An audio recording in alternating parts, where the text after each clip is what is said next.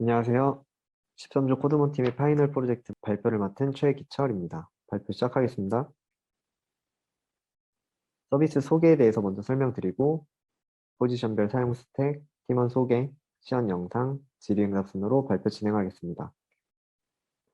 먼저 서비스의 소개와 기획 의도입니다. 저희 팀의 프로젝트 이름은 열린집입니다. 열린집은 이사를 앞두고 처분하기 어려운 짐들을 필요한 이웃들에게 일정 시간 집을 공개해 나눔을 진행하는 서비스입니다. 열린집은 게시글 내에 세분화된 품목 선택을 통해 다양한 물품을 한 게시글에 올릴 수 있고 맵 API를 이용해 나눔을 진행할 집을 쉽게 확인할 수 있습니다. 열린집의 기획 의도는 다음과 같습니다. 첫 번째로는 환경 문제 개선입니다. 충분히 사용이 가능한 물품을 버리지 않고 나눔으로써 배출되는 폐기물의 감소 효과를 기대할 수 있습니다. 두 번째로는 공동체 의식 강화입니다. 바쁜 현대 생활에 사라진 이웃 간의 소통 활성을 기대할 수 있습니다. 세 번째로는 사용자 편의성 증대입니다. 열린집은 나눔 활동에 집중된 커뮤니티로 무료 나눔에 대한 정보만을 한눈에 볼 수 있고 게시글의 기한을 지정하여 자동으로 마감 처리되는 기능을 가지고 있어 나눔을 진행하는 이용자들의 편의성을 높였습니다. 다음은 포지션별 기술 스택에 대해 설명드리겠습니다. 저희는 프론트와 백엔드 모두 타입스크립트를 사용하였습니다. 프론트엔드는 리액트, 리액트 훅스, 리덕스 툴킷, 스타일 컴포넌트를 사용하였고 백엔드는 노드.js, MySQL, 시컬라이즈, 익스프레스를 사용하였습니다. 그리고 AWS의 EC2, S3, RDS, 라우트 53, 클라우드 프론트를 사용하여 배포하였습니다. 저희 코드몬 팀의 팀원 소개를 하겠습니다.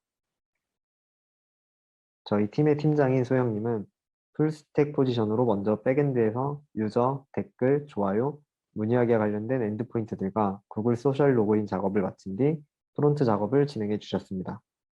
저는 프론트엔드 포지션으로 메인 페이지, 게시글 댓글 CRUD, 카카오맵 렌더링, 무한 스크롤 작업을 담당하였습니다. 수민님은 프론트엔드 포지션으로 UI 디자인과 로그인, 회원가입, 유저의 가입 페이지, 소셜 로그인, 카카오맵 주소 검색 작업을 담당해 주셨습니다. 마지막으로 인용님은 백엔드 포지션으로 게시글 CRUD, 게시글 카테고리, JWT, 검색 기능, 무한 스크롤, 카카오 소셜 로그인과 배포 작업을 담당해 주셨습니다. 다음으로 열린집의 시연 영상을 보며 기능을 간략하게 소개하겠습니다. 먼저 게시글의 검색 기능입니다. 제목과 주소를 검색하여 특정 게시글을 쉽게 찾을 수 있고 카테고리별로 사용자가 원하는 물품이 포함된 게시글을 한눈에 볼 수 있습니다.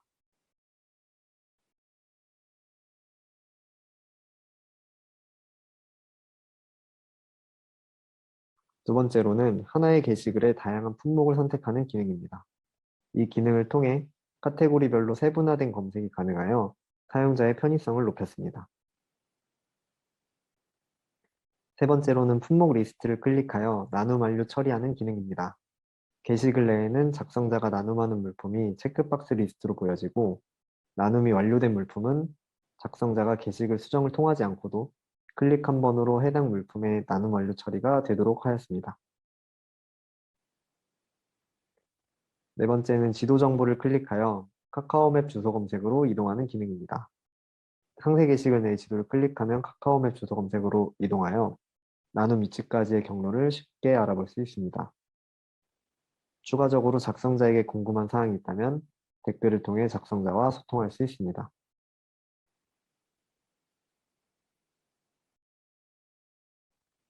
마지막으로 자동 나눔 마감 처리 기능입니다.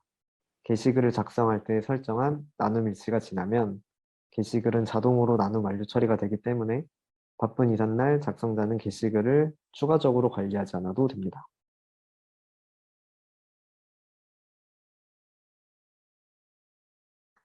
다음은 팀원별 Q&A입니다. 먼저 제가 타입스크립트를 사용한 이유에 대해서 말씀드리겠습니다. 네, 이번 프로젝트에서는 타입스크립트를 사용해 봤는데요. 타입스크립트에 많은 기능들이 있지만 가장 기본적이면서도 중요한 정적 타입 지원과 인터페이스 기능에 대해 말씀드리고 싶습니다. age라는 변수의 자료형 타입인 넘버를 지정해 준다면 age에는 반드시 넘버 타입의 값이 할당되어야 합니다. 코드몬이라는 스트링 타입의 값을 할당하려고 하면 컴파일 단계에서 에러가 발생합니다. 마찬가지로 함수의 파라미터에도 타입을 지정해 줄 수 있는데 파라미터에 지정된 타입이 아닌 값을 함수를 호출할 때 전달하면 에러가 발생합니다. 다음으로는 인터페이스 기능입니다. 인터페이스란 상호 간에 정의한 약속, 규칙을 의미하는데 객체 형태로 표현하며 간단히 설명드리자면 객체와 같은 키값과 밸류의 타입 또는 함수의 파라미터 타입과 리턴 타입 등을 묶어서 지정할 수 있습니다. 예시를 보면 객체 형태로 브랜드는 스트링, 네임 스트링, 컬러 스트링, 모델 넘버와 같은 속성과 타입을 갖는 카 인터페이스를 만들고 myFirstCar라는 변수의 타입으로 카 인터페이스를 지정해주면 myFirstCar에 새로운 값을 할당하거나 할당된 값을 사용하기 위해 변수에 닷을 붙였을 때 앞서 카 인터페이스로 지정한 키값과 부여된 타입을 알 수 있습니다. 결론적으로 위와 같은 기능들 외에도 다양한 기능들이 있지만 가장 기본적인 기능인 변수의 타입을 지정해 줌으로써 작업 단계에서 사전에 타입 에러를 파악, 처리를 할 수가 있고 코드의 가독성을 높여 추후 디버깅 단계에서 원활한 작업을 할 수 있으며 인터페이스로 정의한 속성을 통해 지정한 속성과 타입을 바로 알 수 있고 지정하지 않은 속성은 할당하지 못하게 함으로써 휴먼 에러를 최소화할 수 있어 추후 리팩토링에도 용이하겠다는 생각에 타입스크립트를 사용해 보았습니다. 네, 감사합니다. 다음으로는 소민님께서 리덕스 툴킷을 사용한 이유에 대해서 말씀드리겠습니다. 안녕하세요. 코드몬 팀의 박소민입니다. 저희 팀이 리덕스 툴킷을 사용한 이유에 대해 말씀드리겠습니다. 발표는 다음과 같은 순서로 진행될 예정입니다. 먼저 저녁 상태 관리의 필요성입니다. 제가 담당한 부분인 유저 데이터에 초점을 두어 말씀드리겠습니다. 저희 열린지 프로젝트는 보이시는 것처럼 유저의 정보를 공유하고 있는 컴포넌트가 굉장히 많습니다. 따라서 일반적인 리액트 흡수로는 상태 관리에 어려움이 있을 것으로 판단하여 저녁 상태 관리를 위해 리덕스를 사용하기로 결정하였습니다. 그 중에서도 저희가 리덕스 툴킷을 사용한 이유는 무엇이었을까요? 퓨어 리덕스와 달리 리덕스 툴킷은 크리에이트 슬라이스라는 개념을 활용해서 액션과 리듀서 그리고 비동기 요청까지 한 번에 처리할 수 있다는 장점이 있습니다. 즉, 리덕스 툴킷은 필요한 상태들을 액션과 리듀서로 분리하지 않기 때문에 가독성도 좋고 코드의 양도 줄고 보다 명확하게 상태 관리를 할 수 있을 것이라고 생각해서 선택하게 된 것입니다. 그렇다면 저희는 모든 상태를 리덕스 툴킷으로 관리할까요? 물론 아닙니다. 저희는 리덕스 툴킷뿐만 아니라 리액트 훅스도 적절히 사용하였습니다. 컴포넌트 간의 프랍스 이동이 없는 경우나 닉네임 중복 검사, 이메일 중복 검사 등 스토어에 저장할 필요가 없는 경우에는 유즈 스테이트 훅을 사용해서 간편하게 상태를 관리하였습니다. 모든 내용을 스토어에 넣는다면 그 역시 다른 복잡성을 가져올 것이라고 판단했기 때문입니다. 이상 저희 팀이 리덕스 툴킷을 사용한 이유였습니다. 감사합니다. 타이머 기능 구현을 한 방법에 대해선 소영님이 설명드리겠습니다. 안녕하세요. 타이머 기능 구현에 대해서 말씀드릴 황소영입니다.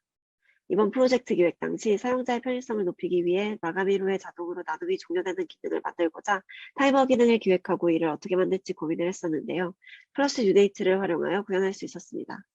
데이트 객체에 대해 먼저 설명드리자면 날짜를 저장할 수 있고 날짜에 관련된 메서드도 제공해주는 자바스크립트 내장 객체입니다. 이 데이트 객체에서 뉴데이트는 UTC, 협정 세계 시간 기준 1970년부터 밀리초 후의 시점이 저장된 데이트 객체가 반환됩니다. 이 기능을 활용해 플러스를 붙여 숫자형으로 변경하는 방식으로 시간 계산을 진행하였습니다. 그래서 특정 날짜의 플러스 뉴데이트 밀리초와 현재 시간의 플러스 뉴데이트 밀리초의 차이를 계산하고 이를 일시간 분초로 계산하여 객체에 담았습니다.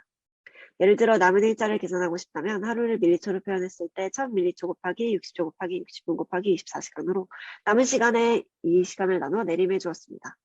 이 시간을 활용하여 타이머에 지정할 때 3일 이상 남았을 경우에는 디데이 날짜 형식으로 나타나게 하였고 3일 이하는 시간과 분으로 나타나게 하였습니다. 초까지 진행하면 기막함을 전달할 수 있지만 여러 개씩을 해서 초 단위로 변하는 숫자가 사용자에게 불편함과 피로감을 줄 수 있을 거란 생각에 시간과 분까지만 나오도록 설정하였습니다. 최종적으로 남은 시간이 모두 0이 되었을 때는 나눔 마감부로 나타나도록 하였습니다. 라이브러리를 사용할 수도 있었지만 직접 구현하는 방법도 어렵지 않다는 것을 이번 프로젝트에서 경험하게 되었습니다. 이상으로 타이머 기능 구현에 대한 설명을 마치겠습니다. 들어주셔서 감사합니다. 마지막으로 백엔드 포지션인 인용님께서 타입스크립트에서 시컬라이즈를 쓴 이유에 대해서 말씀드리겠습니다.